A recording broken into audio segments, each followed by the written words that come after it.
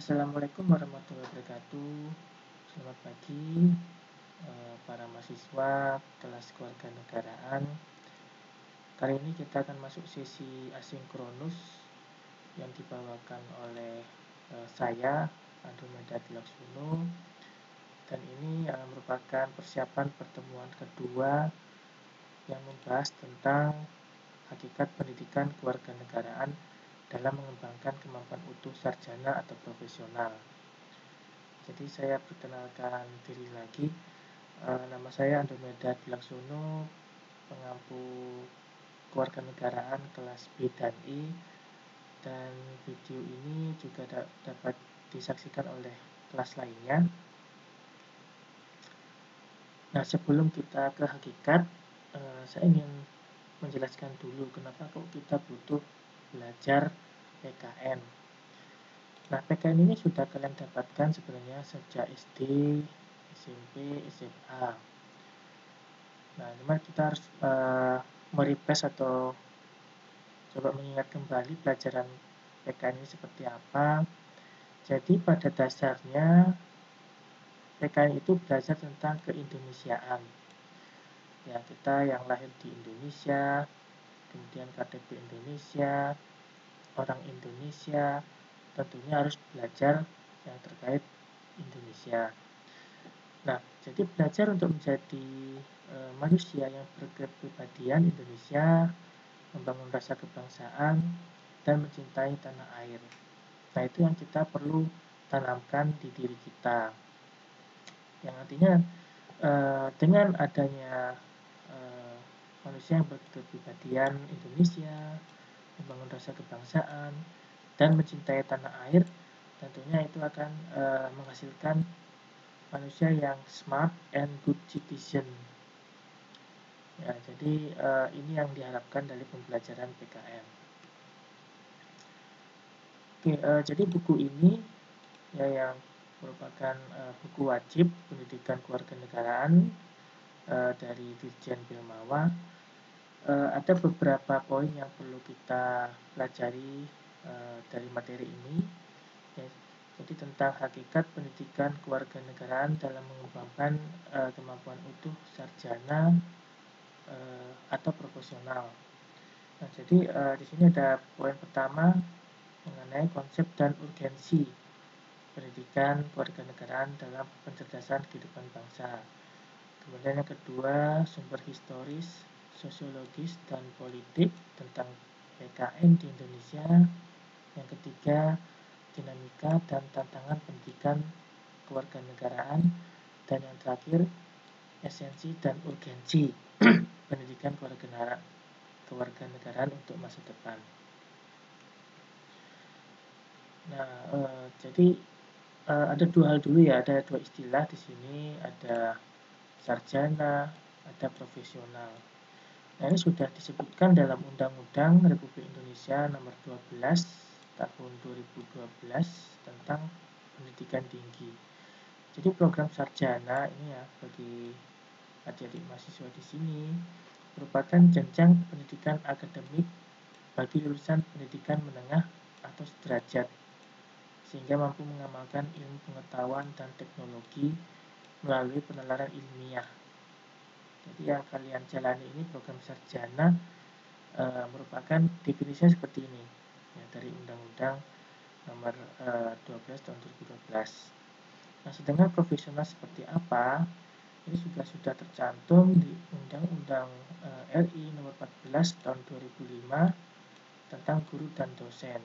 Nah, ini saya sebagai dosen. Jadi profesional itu pekerjaan atau kegiatan yang dapat menjadi sumber penghasilan. Dan di sini perlu keahlian, kemahiran, dan kecakapan, memiliki standar mutu, ada norma, diperoleh melalui pendidikan profesi. Ya, jadi dosen ini pendidikan minimal yaitu S2, dan tentunya kalian di sini sesuai dengan bidang dan perlu kecakapan dan juga sudah melalui pendidikan profesi. Oke, kita masuk poin pertama terkait konsep dan urgensi PKN dalam pencerdasan kehidupan bangsa. Nah, jadi konsep ini kita juga perlu tahu ya, itu warga negara dan juga siapa itu warga negara Indonesia atau WNI. Kita mulai dari warga negara. Jadi warga negara itu apa? Warga negara itu adalah anggota dari sekelompok manusia yang hidup atau tinggal di wilayah hukum.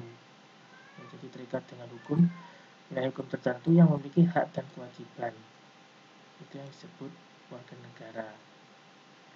Nah, sedangkan menurut UU nomor 12 tahun 2006 tentang kewarganegaraan Indonesia, yang dimaksud warga negara itu adalah warga suatu negara yang ditetapkan berdasarkan peraturan perundang-undangan. Nah, kemudian siapa warga negara Indonesia? Di sini ada TNI, Polri, petani, pedagang, profesi, serta kelompok masyarakat lainnya yang tentunya di sini telah memenuhi syarat menurut undang-undang. Ini yang perlu dipahami dulu. Nah, kemudian pendidikan kewarganegaraan itu terdiri dari dua kata. Yang pertama pendidikan, yang kedua kewarganegaraan. Nah, kita misalnya melihat dari satu-satu, dimulai dari pendidikan. Ini dari Undang-Undang Nomor 20 Tahun 2003 Pasal 1, artinya di sini usaha sadar dan terencana untuk mewujudkan suasana belajar dan proses pembelajaran agar peserta didik secara aktif mengembangkan potensi dirinya untuk memiliki kekuatan spiritual keagamaan, pengendalian diri, kepribadian, kecerdasan, akhlak mulia, serta keterampilan yang diperlukan dirinya, masyarakat, bangsa, dan negara. Itu pendidikan. Nah, sedangkan citizenship, nah ini dari John Cogan dan Ray di buku Citizenship for the 21st Century. Jadi citizen ini merupakan anggota dari sebuah kelompok.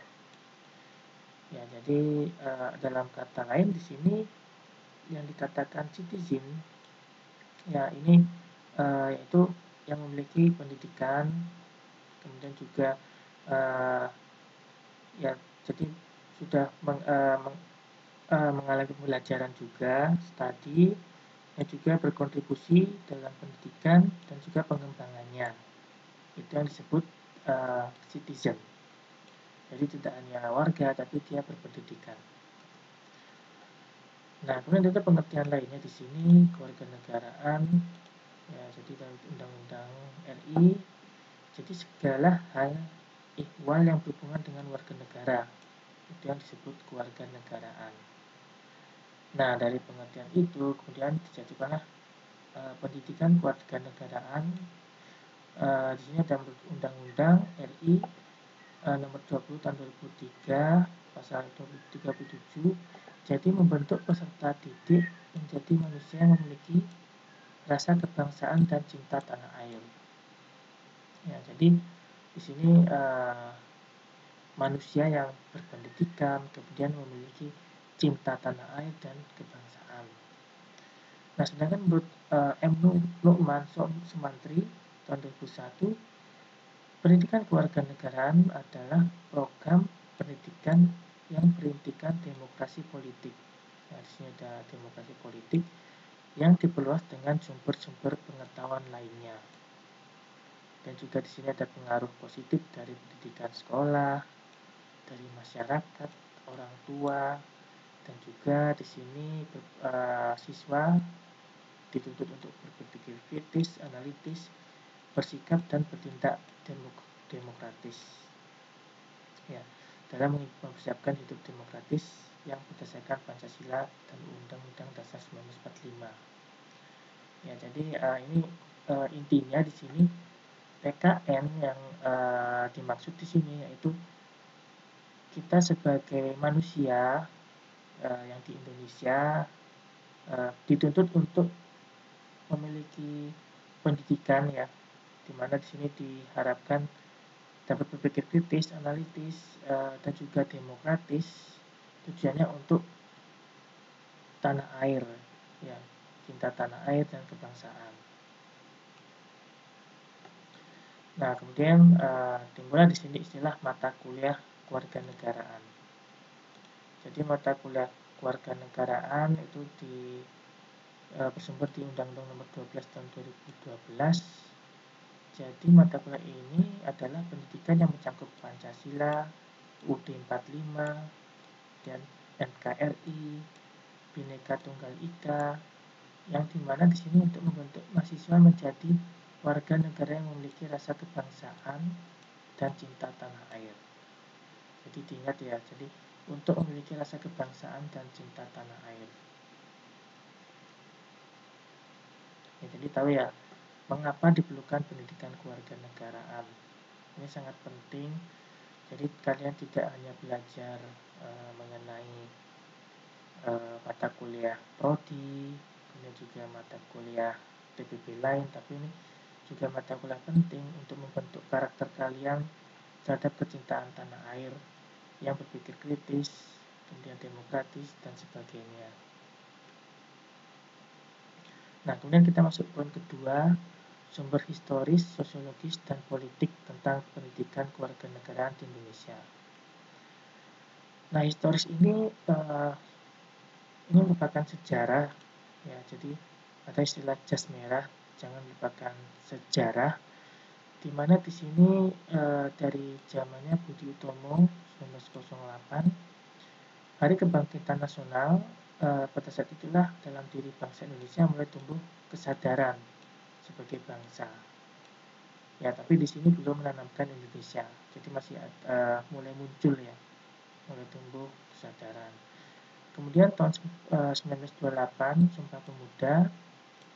Jadi dibuka sini para pemuda yang berasal dari wilayah Nusantara, yang dimana di sini menyatakan sebagai bangsa Indonesia bertanah air dan berbahasa persatuan, yaitu bahasa Indonesia. Jadi sudah mulai muncul ya Indonesianya di sini. Kemudian selanjutnya di sini 1930-an ya terdapat organisasi kebangsaan yang dimana di sini bertujuan membangun rasa kebangsaan, mencita-citakan Indonesia merdeka, kemudian juga lepas dari penjajahan, ingin mandiri. Akhirnya tahun 45 Bapak Soekarno dan Bung Hatta atas nama bangsa menyatakan kemerdekaan. Ya, jadi memang ini tidak semata-mata langsung muncul ya. Ini memang ada tahapannya untuk mencapai kemerdekaan dan juga untuk menanamkan rasa persatuan Indonesia. Dan juga di pasca kemerdekaan di sini mengisi perjuangan mempertahankan kemerdekaan melalui berbagai cara, yaitu fisik, diplomatis, tantangan untuk menjaga dan mempertahankan kemerdekaan yang hakiki. Jadi ini tantangan kita ya sebagai generasi penerus untuk mempertahankan kemerdekaan. Ya, jadi tidak selalu penjajahan ya. Ya, tapi di sini kemerdekaan itu yaitu dari kemiskinan. Ya, jadi ya ada kemiskinan, kemudian juga ada HAM, pelanggaran HAM, ketidakadilan. Jadi ini dari Prof. Nina Lubis tahun 2008. Ya, jadi artinya di sini kita sebagai generasi penerus harus bisa mempertahankan kemerdekaan ini ya. Salah satunya di sini korupsi yang sangat muncul di negeri ini. Kemudian juga kurang meratanya ekonomi, penyalahgunaan kekuasaan.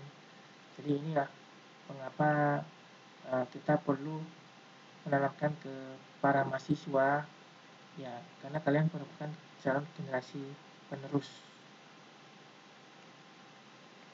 Nah, itu untuk sumber historis. Sedangkan sosiologis ya di sini misalnya para pemimpin mengajak seluruh rakyat untuk mencintai tanah air dan bangsa Indonesia.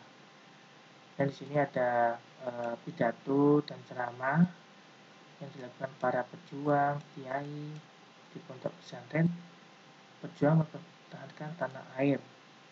Nah, kemudian disinilah dari kedua step ini dihasilkanlah penataan sosio-kultural.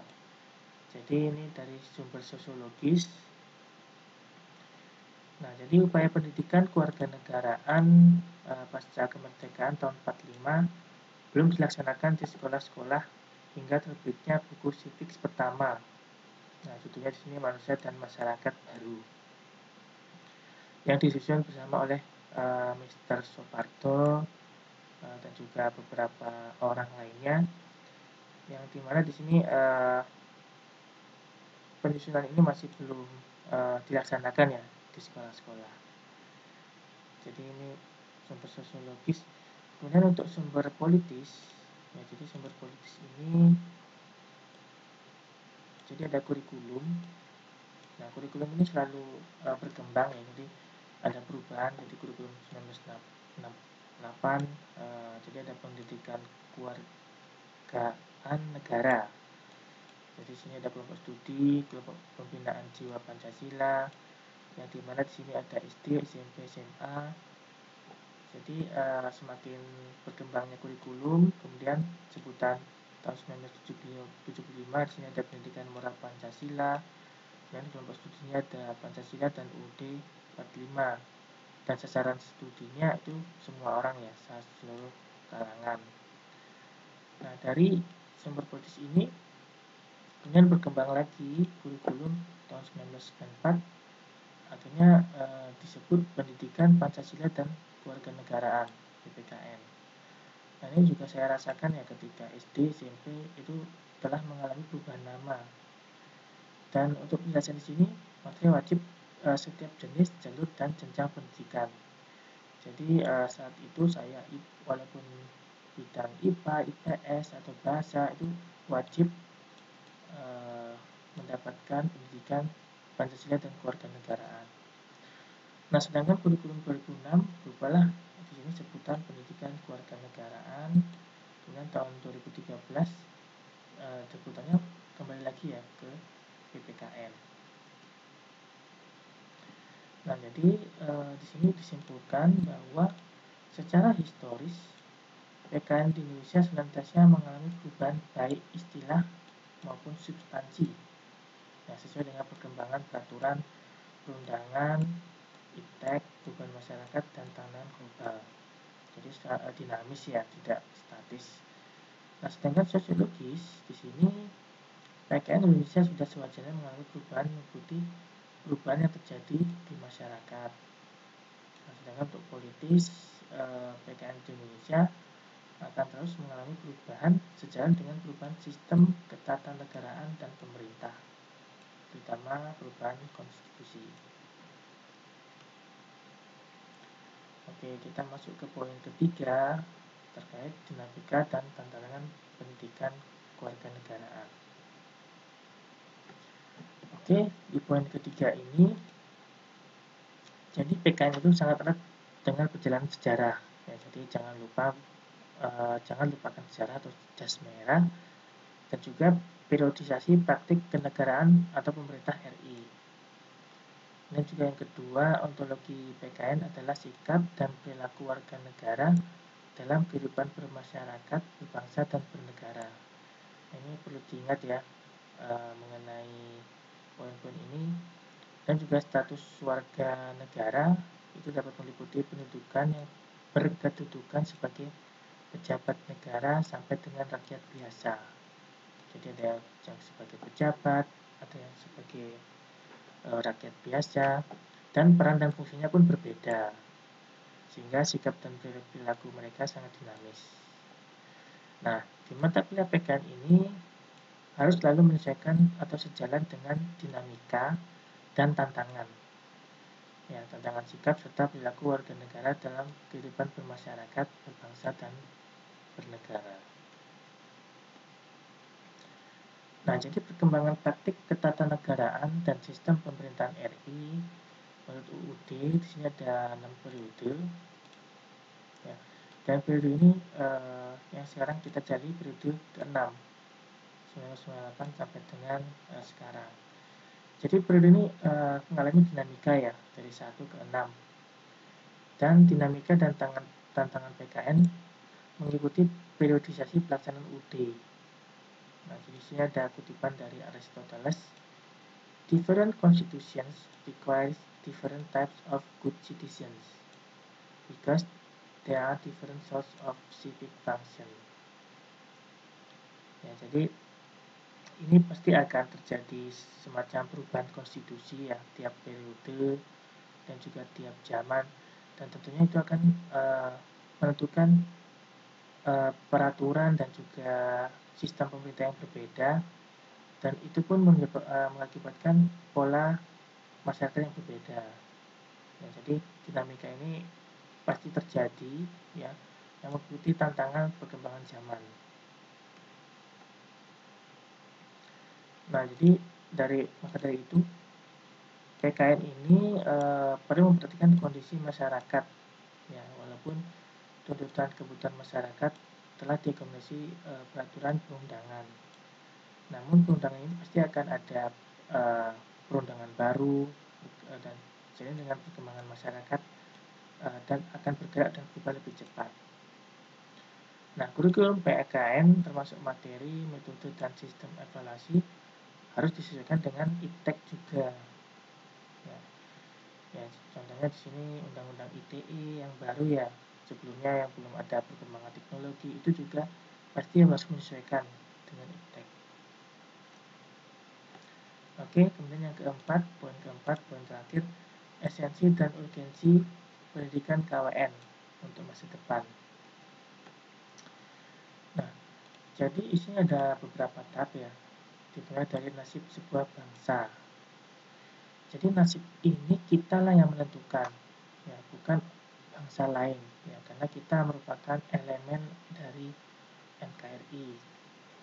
Nah, kemudian di sini dipengaruhi oleh konstitusi yang berlaku dan perkembangan tuntutan kemajuan bangsa. Dan yang selanjutnya, demikian pula untuk masa depan PKN sangat ditentukan oleh eksistensi konstitusi negara dan bangsa Indonesia.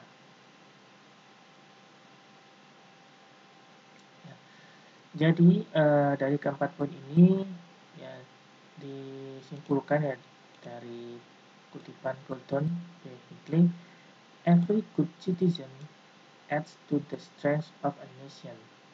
Ya, jadi kalian para mahasiswa yang memiliki potensi, memiliki kelebihan, ya, dan juga memiliki kekuatan itu berpengaruh sekali terhadap bangsa ini. Ya. Jadi potensi yang kalian miliki gunakanlah dengan baik dan juga untuk kebermanfaatan bangsa dan negara. Oke, terima kasih atas perhatiannya. Semoga dapat memberi gambaran untuk pertemuan kedua nanti. Mohon maaf bila ada salah kata. Saya akhiri. Wassalamualaikum warahmatullahi wabarakatuh.